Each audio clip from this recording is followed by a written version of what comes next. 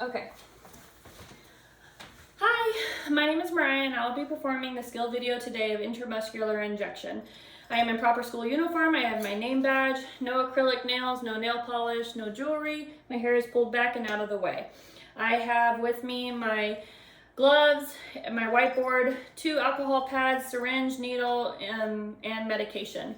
So before I get started, I need to check with the healthcare provider to check and see what order we are getting for the patient. I will check in the EHR and the MAR, and I will also do this by using the 6 rights of medication. This includes the right patient, right drug, dose, time, route, and documentation. Along with that, there are also 3 times where we can triple check to make sure that we have the right medication before we give it to the patient. Okay?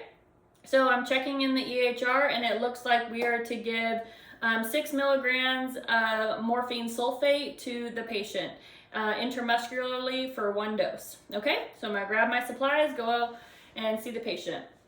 Hello, knock, knock, knock. Hello, my name's Mariah. I'll be your nurse today. I'm gonna close the door behind me to ensure patient privacy. Hi, so like I said, my name's Mariah. Can you please verify your full name and date of birth? Full name, date of birth from the patient as I check their name and date of birth on their wristband. Great, those are my 2 patient identifiers. So like I said, my name's Mariah, I'll be your nurse today. Do you have any known allergies that I need to be aware of? No? Okay, great. So I'm gonna go ahead and perform hand hygiene and get my gloves on. All right, so Mr. Smith, it looks like the doctor has ordered some morphine sulfate to be given to you intramuscularly. So I'm gonna go over what that is, okay? So morphine sulfate we're gonna give it intramuscularly. It is gonna be a medication that binds to your opioid receptors in the central nervous system. And what it does is it stimulates those pain receptors to hopefully reduce your pain. It is used in cases for moderate to severe pain. And with that, there are some side effects. Side effects can include anything from nausea, constipation, or feeling a little drowsy or dizzy. Those are normal side effects. There are also some adverse effects. Adverse effects are ones that we don't want to happen. Those things include an increased heart rate, decreased breathing, or the feeling of actually passing out or passing out. Okay, do you have any questions for me so far? No? Okay, great. When we do give this intramuscular injection, you might feel a slight stinging or burning. That's completely normal, okay? I just wanted you to be aware. Okay, so I already asked the patient no questions. I've educated the patient on what we're doing. So as I checked, the 3 times that we're going to check was the first time when I take the medication away from the medication administer. Now is my second time to make sure that I have the right medication. So I'm going to check in the EHR and the MAR, and we have 6 milligrams for morphine sulfate to be given intramuscularly. Okay, so for intramuscular injections, we need a 3 milliliter, for this situation, 3 milliliter syringe.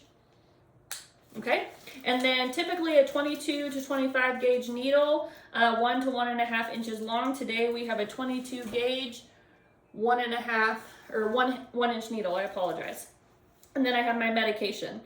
So our medication that we have on hand is 1 milliliter to 4 milligrams. Medication, so we have to do some calculations. So I have my Nightingale whiteboard, and so on hand we have 1 milliliter per 4 milligrams of morphine sulfate, and then what we are desired to get is 6 milligrams per 1 milliliter, so we'll do some multiplication, cross multiply, divide, and we will get 1.5 milliliters of morphine sulfate to give to Mr. Smith, okay? So now that we know what we need to go ahead and get our medication ready. So I'm gonna take an alcohol swab and I'm gonna clean the top of the vial. Alcohol swab, clean, clean, clean. I can throw this away. Now I need my syringe, so I can take this out, 3 milliliter, trash. We're gonna open up the end where we're gonna connect of the needle. We're gonna use some aseptic technique. We're gonna place it directly on and screw it. Make sure it's nice and tight. Check the integrity of the needle and the syringe. This goes in the trash. All right, so now we have our 3 milliliter syringe and needle. So now what we're gonna do is we're gonna get our medication ready. We've checked our dosage. Now we need to draw up air of the amount of dosage that we need to give to Mr. Smith. So we're going to draw up 1.5 milliliters of air. So we have the 1.5 milliliters. Okay. So now what we're going to do is we're going to take our needle cap off. We need this for later. We're going to go 90 degrees directly into our vial, okay? Aseptic technique. Push it in. Now we're going to inject the air into the vial. Do not touch the medication on the inside. Medication or air is administered. Now we're going to invert the vial with the syringe still in. Now that we have it in, we're going to go ahead and draw back 1.5 milliliters or 1.5 milliliters of morphine sulfate. We want to do it slow so we don't draw up too many bubbles. Okay, so I got 1.5. Now I can remove my needle. I can put my medication off to the side. We're going to do a few flicks on the vial to get rid of any air bubbles. Okay. And right up, get rid of those air bubbles. Okay, so again, 1.5 milliliters of morphine sulfate. So now that we have this in here, we're going to do the scoop method of getting the cap. Get that on very carefully. Put it on tight. Now, if we are away from the patient's bedside, I need to label this with the patient's name and the dose on the syringe, okay? So I'm going to place that over to the side. Now we've prepared our medication. Now's the time to find out where we're going to go on Mr. Smith for this intramuscular injection. We have 3 sites. We can go in the deltoid, vastus lateralis, or ventrogluteal. Mr. Smith has picked his ventrogluteal, so we need to anatomically find out where we're going to go. All right, so I'm going to lay Mr. Smith on his side. We're going to use the heel of our palm right here, and I'm going to place it on the greater trochanter of Mr. Smith. Okay, so place it right here.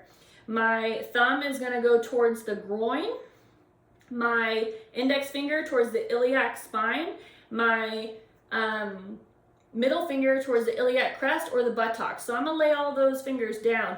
Now what does this form me? It has formed a perfect triangle of exactly where I'm going to put that intramuscular injection. So what I'm going to do is I'm going to go directly in the middle of this triangle, and right there, that is where I'm going to put my intramuscular injection into Mr. Smith, okay? So now that I have figured out where I'm going to go, I need to do some investigation on this skin, okay? So now I know where I'm going to go. We're going to check the integrity of this skin. We're checking for bruising, lacerations, edema, anything that's going on with the skin where I wouldn't want to give the injection. And then once I've visually inspected, now I'm going to palpate, checking for any hardening, or also checking Mr. Smith, see if he has some discomfort, no edema. Okay, great. So this looks like a great injection site. For patients that have multiple injections, you want to rotate the sites. You don't want to keep going in the same one to prevent scar tissue and hardening and stuff like that, okay? So now that I've picked the spot, I'm going to grab my other alcohol swab. I'm going to go directly where I'm going to insert it, and we're going to go in an outward circle, cleansing the site with alcohol, about 2 inches. Okay, so now I can discard of this alcohol swab. We're going to let that dry. We don't want to fan it or blow on it. Just let it naturally dry. While we're doing that, now that we're going to have the syringe close to the bedside, this is my 3rd and final attempt to check in the EHR, the MAR, with another nurse to check my calculations, dosage before I give it to that patient, okay? This is my 3rd and final chance to make sure it's right. I can also ask, Mr. Smith, you doing okay? We're waiting for it to dry. Okay, don't touch it. Aseptic technique. Okay, so now that we're ready to give this injection, we're going to use the ulnar side of my palm to hold down the skin, and index and thumb fingers to keep the skin taut when I inject this medication into Mr. Smith. So what I'm going to do is I'm going to go ahead and take the cap off. I can now discard this cap now in the trash.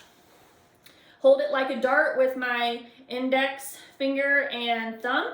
I'm going to put my ulnar side of my palm down, use my thumb and index finger to hold that skin taut. I'm not going to touch the area that I put alcohol in. And then I'm going to go at a 90-degree angle directly into the skin. Nice, smooth, fast, 90 degrees. All right, Mr. Smith, 1, 2, 3. Okay. So now that I have the needle inside the skin, I am going to hold it there and I'm going to lift my non-dominant hand, index finger and thumb up. I'm going to grab the syringe. Once I've grabbed it, keep it nice and steady, I can let go of my dominant hand. My dominant hand now is going to have control of the plunger. I'm going to pull back on the plunger a little bit to check and see if there's any blood. All right, there's no blood, so that means that I'm inside the muscle. So now what I'm going to do is I'm going to go ahead and start pushing on the plunger and administering the medication, about 10 seconds per milliliter of the medication, okay? So we're going to go ahead and start.